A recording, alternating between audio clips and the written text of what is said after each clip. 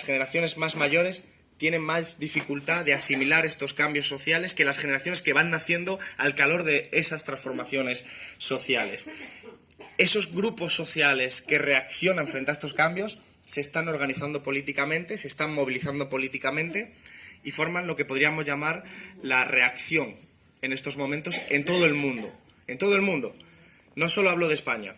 Hemos visto lo que sucede en Estados Unidos con Donald Trump. Hemos visto lo que sucede en América Latina con Bolsonaro y otras experiencias. Hemos visto lo que sucede en Europa Central. Hemos visto lo que sucede en Europa del Este. Cómo crecen posiciones políticas, a veces identificadas con la etiqueta vaga de populismo, otras veces con una etiqueta más acertada, en mi opinión, de extrema derecha, pero siempre con una serie de patrones comunes que es que reaccionan frente a cambios, por ejemplo, en los valores respecto a la igualdad de género, cambios respecto al feminismo, al ecologismo, cambios respecto a los movimientos migratorios, cambios respecto a valores de libertad sexual. Todo eso está produciendo una serie de agraviados que se están organizando políticamente porque ven afectado su modo tradicional de vivir.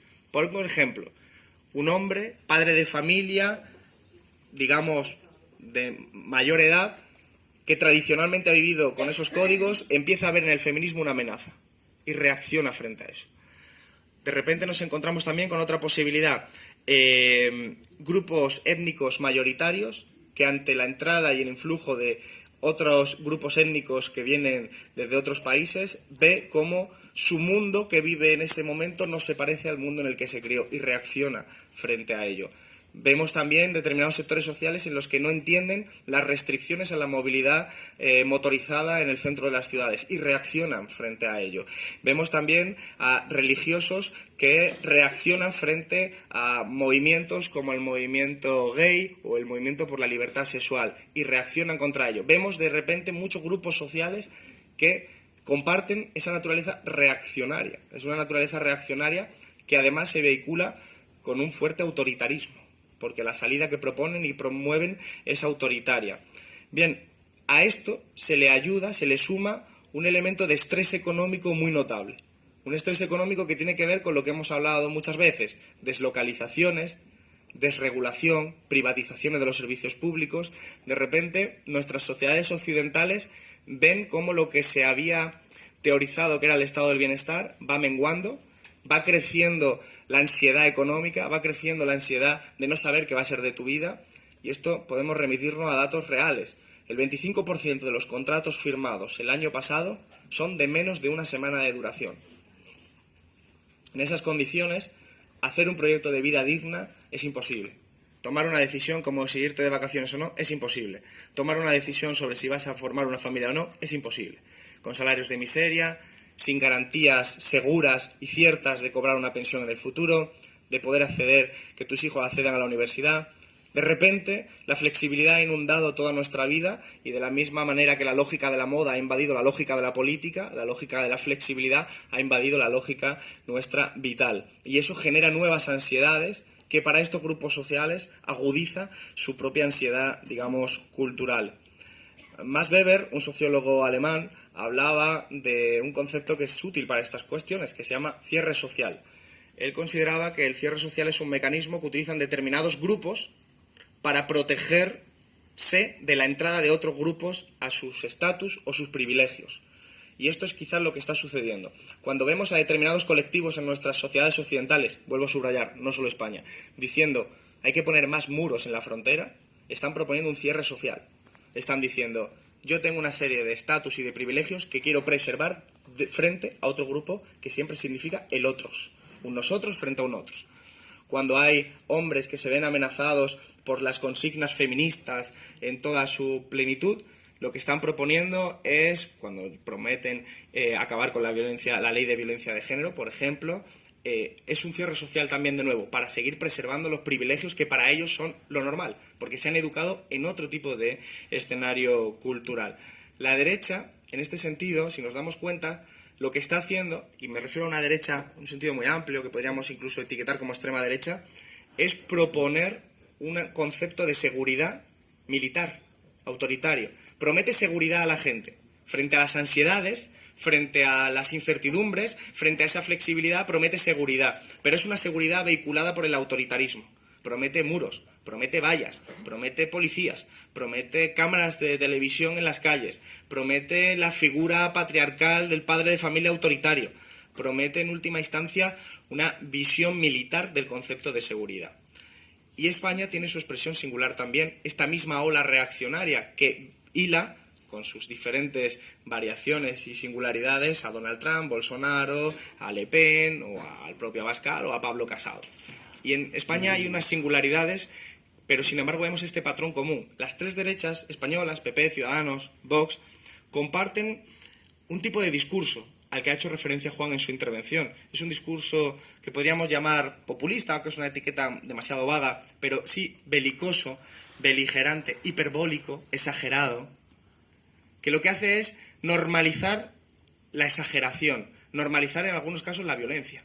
La violencia cuando se atreven a usar de forma sistemática la palabra golpista contra todo aquel que no piense como ellos. O decir lo que hemos escuchado hoy a Pablo Casado, que el gobierno prefiere tener las manos manchadas de sangre. Ese tipo de exageraciones, de hipérboles, tienen una consecuencia que, como decía Juan, es que moldea la opinión de la gente y sobre todo normaliza, naturaliza.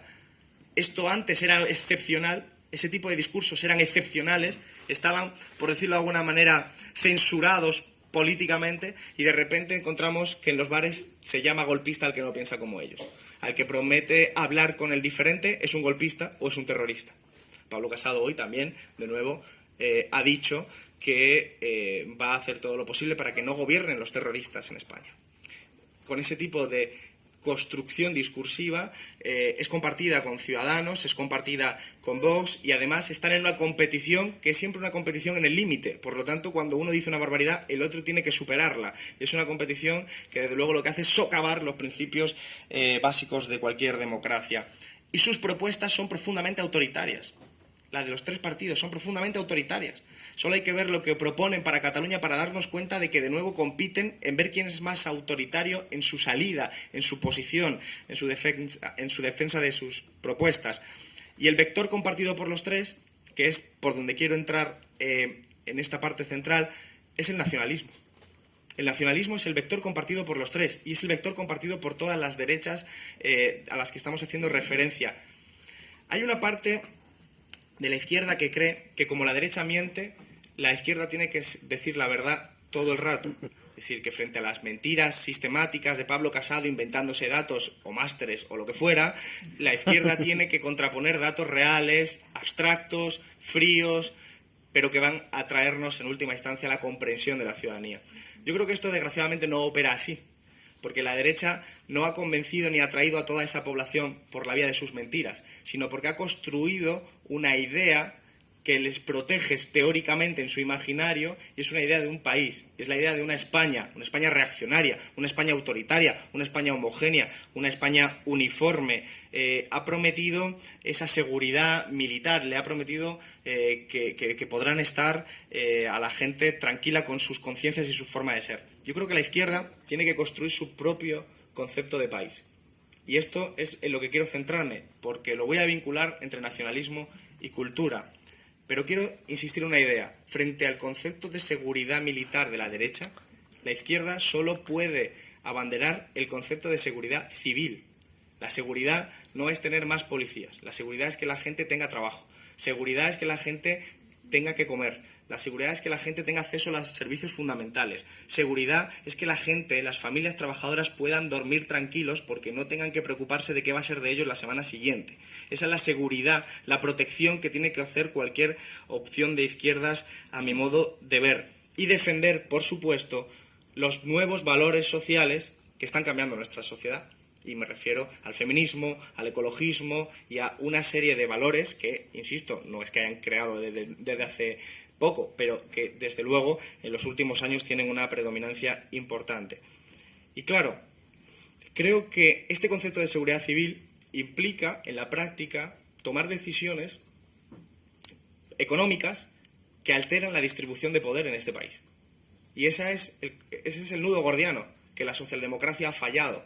Porque la socialdemocracia ha asumido en gran medida valores nuevos, feminismo, ecologismo, etcétera, pero ha sido incapaz de construir un proyecto político que diera seguridad a las familias trabajadoras, porque los ha dejado tirados frente al capricho irracional del libre mercado.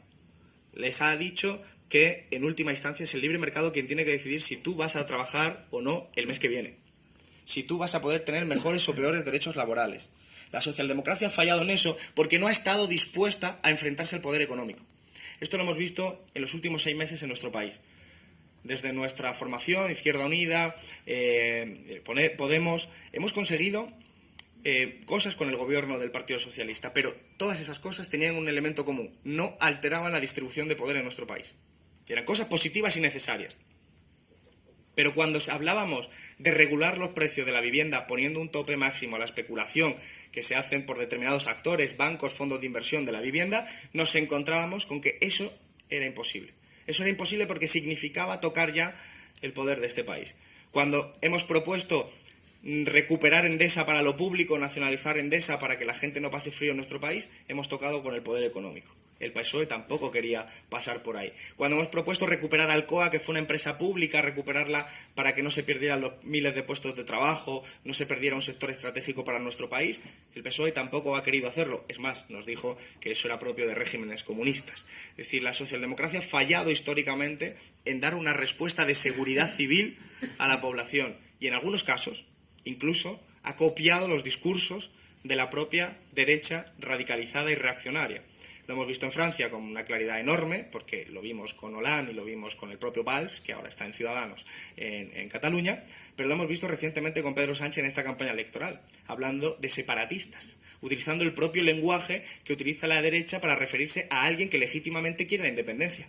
Que yo no estoy de acuerdo con ellos, pero no puedes ir etiquetando anticipadamente con el propio discurso que utiliza la extrema derecha para criminalizar a determinados colectivos legítimos. Entonces, esos errores tiene que suplirlo la izquierda. Entonces, la izquierda en la que yo me represento y en la que yo quiero representar es capaz de asumir y defender los nuevos valores sociales al mismo tiempo que da esa seguridad civil por la vía de las políticas públicas, de la recuperación de empresas, de los planes de trabajo garantizado, de los planes de empleo público, etcétera, etcétera. Ahora bien, cuando hablábamos de cultura y de nacionalismo, Juan prácticamente lo ha resumido de forma sintética en 3 minutos, pero es la base de todo. Si el nacionalismo es el vector que vehicula a todas las derechas, algo tenemos que ser capaces de identificar de cómo se construye ese nacionalismo. Para que nos hagamos una idea, toda nación es una construcción social. Vamos a empezar por lo más básico. No existen las naciones como pueden existir cuestiones materiales. Las naciones se construyen en el tiempo y se construyen discursivamente, se construyen en la literatura, se construyen a través de relaciones de poder, pero se construyen a través de la cultura. Se construyen, se desarrollan, mutan y se destruyen de forma más material. Si la derecha ha sido capaz de construir una idea de España es porque ha tenido la capacidad de hegemonizar su propia visión de España. Y hegemonizar significa, en términos granchanos, utilizar tanto la convicción como la coerción. Es decir, la derecha ha sido capaz de imponer su visión de España porque ha sido capaz de extenderla por canales culturales, a veces de forma implícita sin que la gente se dé cuenta, y otras veces porque a quien no pensaba lo mismo, pues palo para que lo piense, para que empiece a pensar igual. En este sentido, pensemos, por ejemplo, en nuestro país. La península que hoy pisamos, ha sido poblada históricamente pues, por pueblos celtas, íberos, celtíberos, griegos, fenicios, romanos. Podría continuar en el tiempo. Le llamaron Iberia, le llamaron Hispania los romanos, Iberia los griegos, y se referían siempre a un concepto geográfico que incluso incluía a Portugal. Y después de eso se fue construyendo la idea de una España sobre esas mismas bases materiales. Por ejemplo, es posible escuchar en los discursos de esta campaña electoral a la derecha hablar de Numancia. Es curioso, nos habla de Numancia como diciendo este es el carácter español resistente frente a los extranjeros, o de Sagunto frente a los cartagineses. Eso se cita menos, pero también lo pueden llegar a citar. cuando realmente pues en Numancia no quedó vivo casi nadie, el lenguaje de los numantinos no era el español, todos los que sobrevivieron empezaron a hablar latín y fueron asimilados culturalmente. Pero lo que hubo fue una reconstrucción histórica hecha a través de la cultura para dar sentido a una idea de España que legitimaba un poder. Y en eso consiste la cultura y en eso consiste la historia de las naciones. Y eso es válido para todo el mundo. Hay leyendas que después derivan en mitos. Leyendas que en España pues tienen que ver con el rey Hispalo, supuesto primer poblador de nuestra tierra. Tiene que ver con una cosa que yo siempre cito para que veamos por qué a día de hoy quedan retazos y cosas vinculadas a ello. El mito de Santiago, el apóstol. Santiago el apóstol era un pacífico pescador de Galilea que en el año 33 es mandado a asesinar, quiero decir, y unos cuantos siglos más tarde, supuestamente, su cuerpo aparece íntegro en lo que hoy sería la actual Galicia, y unos cuantos siglos más tarde lo reconocen como un apóstol, y después se produce una transformación muy curiosa, que es que ese pacífico apóstol se convierte de repente en una figura mítica que aparece en el arte reflejado cortando cabeza de los moros, ¿no? De repente se ha pasado una construcción de un pacífico pescador que existió materialmente, de repente se ha construido en una leyenda capaz de aparecerse en determinadas batallas históricas en favor de una nación, que es en este caso España. Esa visión que todavía, bueno, es el patrón de España y todavía es festivo en España y recuperamos, y la derecha lo cita sistemáticamente, no ya en su carácter legendario, pero sí en su carácter de pertenencia simbólica a las tradiciones de nuestro país, es propio de la construcción de la identidad nacional. Y voy a aterrizarlo ahora inmediatamente. Santiago era, por ejemplo, esto es muy curioso, Santiago era el patrón también de Portugal. Pero en el siglo XIV, Portugal perdió una batalla contra Inglaterra muy importante y consideraron que como el Santiago no se le había aparecido en la defensa y San Jorge sí le había aparecido en la defensa a los ingleses, cambiaron de patrón. Dijeron, San Jorge funciona mejor. Y desde ese momento San Jorge es el patrón de Portugal. Cataluña también, por eso es San Jordi, porque San Jorge era un romano que mató a un dragón y se aparecía en las batallas. Y bueno, pues consideraron esos pueblos que tenía mucho más sentido tener de lado a una divinidad que operara mejor en la batalla. Esos mitos construyen poco a poco una identidad nacional que ya en el avance de la construcción de la idea de España, llegada a la Ilustración, va perdiendo su carácter legendario, pero preserva el de mito. Y aquí es cuando llego al elemento central. La derecha española de hoy en día, si observáis sus discursos belicosos, beligerantes, encontraréis trazos de toda esa construcción nacionalista y mítica, que ha hecho de España una especie de identidad vinculada a determinados valores, como es el tradicionalismo, la visión unitaria o en algunos casos el catolicismo. Es como si hubiera resucitado Menéndez Pelayo y hubiera venido y nos hubiera dicho, esto es España. Católicos, tradicionalistas, esta es la esencia de ser español. Y todo lo demás es la anti-España. Porque Menéndez Pelayo, en sus obras, hizo algo que ya se había hecho anteriormente, pero que él canonizó, que fue identificar al enemigo interno. Todo aquel que no compartiera esa visión de España, que era la suya, era un enemigo interno, era la anti-España. Y cuando escuchamos los discursos de Pablo Casado, de Santiago Abascal o de Albert Rivera, vemos cómo sistemáticamente podrían sustituir todos sus insultos por anti-España. Vosotros sois anti-España. Ya sea se estén refiriendo a partidos independentistas, a Partido Socialista, a Izquierda Unida, a Podemos o a cualquiera que pase por allí que diga diálogo, son la anti-España. Por lo tanto, la derecha, cuando en campaña electoral en Andalucía, por ejemplo, y está aquí Antonio Maillo, que fue el candidato de Izquierda Unida en aquellas elecciones, la derecha cuando venía en aquella campaña, que era en diciembre, y decía que ser español era poner el Belén, como si no poner el Belén era ser un traidor a España. Esa concepción patrimonialista de una España que identifica con determinados valores y principios es la que han heredado. ¿Y la izquierda qué tiene que decir ante todo esto? Esta es la gran pregunta. Y entonces es cuando acudimos a la historia y nos damos cuenta de que las historias han sido construidas siempre, por ejemplo en el medievo, por los monjes y los obispos, por el poder.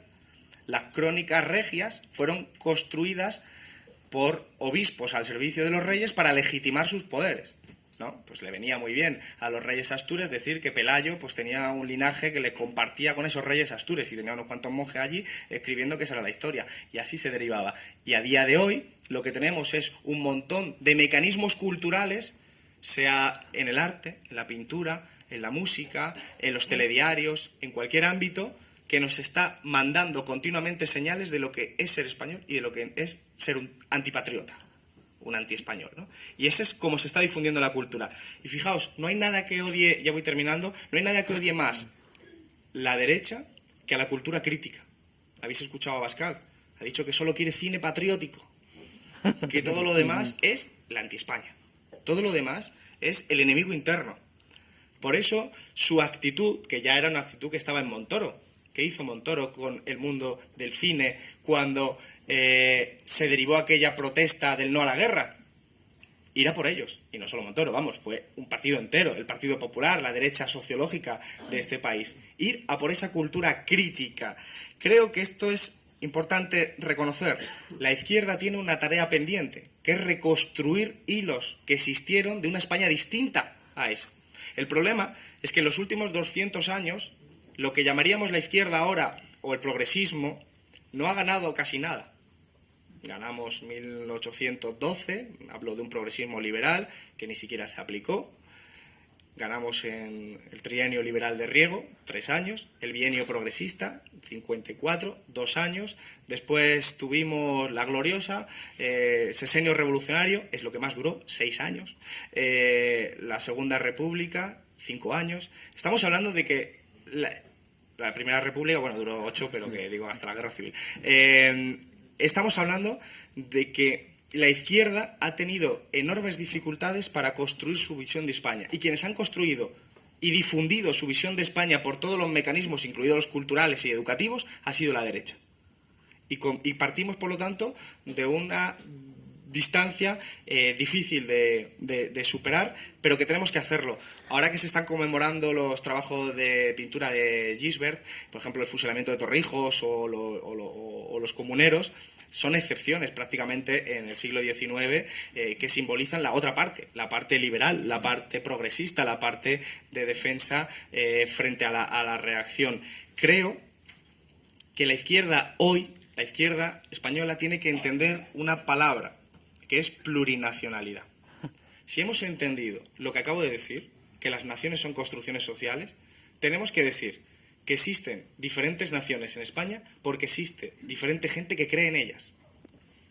Este discurso vulgar de tú eres español porque lo pone en tu DNI, este discurso naif, eso no puede operar. Tiene que operar un concepto más clásico, que es más básico, que es: España es un país plurinacional porque su historia lo ha dejado así, porque sus gentes de pueblos distintos se creen de esas naciones, se sienten parte de esas diferentes naciones.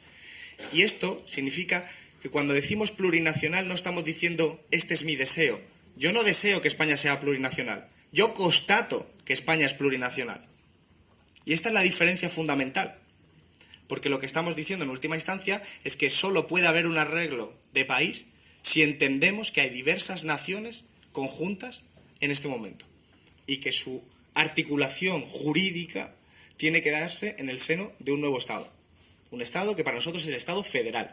Y para la reconstrucción de esa idea de país, nosotros tenemos que ir a esos precedentes históricos que es el republicanismo federal, el incipiente movimiento obrero, que salieron a la calle, por ejemplo en la Gloriosa, a defender la República Federal porque querían comer, porque querían tener trabajo, porque querían que no le mandaran a la guerra. Es decir, la República tiene que ser un concepto vinculado a la izquierda no de nostalgia o melancolía, sino un concepto de futuro que exprese los anhelos de las familias trabajadoras para vivir en paz con otras identidades nacionales, pero sobre todo en paz en términos de seguridad civil, de tener trabajo, de tener comida, de tener garantizados los servicios fundamentales. Ese es el proyecto de país. Dentro de eso caben los programas electorales, pero los programas electorales son meras abstracciones.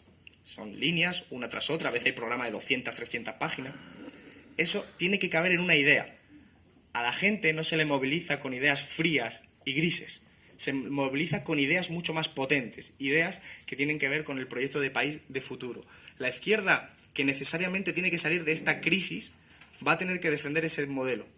Y permitidme que haga una crítica, para terminar, a esa otra parte del país que es independentista, que compra lo de plurinacional, pero solo para ellos. Sí, es plurinacional porque existe Cataluña. No, y también existe España. Y como existe España y existe Cataluña, hay que encontrar un arreglo. Y ese arreglo pasa por las vías de la política. Permitidme que lo exprese así, sobre todo para los que no nos conocemos. Es difícil en estos tiempos de política de espectáculo, es difícil en estos tiempos de política de consumo rápido defender cuestiones tan básicas como el diálogo en política. Porque penaliza. Porque frente a la extensión del odio, a la extensión de la agudización de la diferencia, es difícil centrar la política y decir, es que hay que dialogar con el diferente. Esto tiene que ver con el modelo territorial, pero tiene que ver con muchas otras cosas. Y por eso lo que yo quiero sugerir aquí es que después del 28 de abril viene el 29, después del 26 de mayo viene el 27. Y aunque haya muchos partidos que están insultando cada vez más fuerte para ganarle los votos al rival, después hay un país que reconstruir. Y hay una izquierda que reconstruir. Y habrá de hacerse con otros códigos y parámetros que no sean los de la competición beligerante, porque nos va la vida en ello. La otra competición beligerante ya sabemos cómo es. Si hay 2 millones de independentistas, de personas independentistas en Cataluña, comprenderéis que no es solución meterlas en la cárcel ni criminalizarlas. Y si hay otras 2 millones de personas en Cataluña que no quieren la independencia, comprenderéis que tampoco es solución declararla unilateralmente. Por lo tanto, al final se abrirá necesariamente una síntesis en nuestro país. Y entonces quizás sí se escuchen voces más sensatas como las que estamos proponiendo. Pero a pesar de eso, a pesar de que no rentabiliza electoralmente, necesitamos alzar esa voz. Porque sin voces de este tipo, de síntesis, de reconocimiento de qué son las identidades nacionales, de descreimiento frente a los mitos y las leyendas que nos cuentan. Hemos tenido unas elecciones en Andalucía en la que 2 partidos de derecha han estado cantando poemas a los tercios de Flandes. Es decir, entendamos bien de qué beben esas personas y qué hilos y fibras tratan de mover cuando hacen ese tipo de cuestiones. La derecha no es irracional. La derecha tiene sus propias razones, aunque no sean las nuestras. Y por eso es importante no banalizar todo lo que pueden llegar a mover. Lo que creo es que España es un país fundamentalmente progresista, de que podemos estar orgullosos, en defensa de derechos civiles, en defensa de derechos públicos. Y la izquierda, para recuperarlo, tiene que tener un proyecto de país. Y un proyecto de país significa hablar de estas cosas y concretarlas en cuestiones que ya las tenemos concretadas. En eso tenemos un gran avance. Y ya termino diciendo, y la izquierda para eso pues debería trabajar unida, porque si encima está fragmentada, pues entonces lo que decía Juan pues sería una triste realidad. Muchísimas gracias.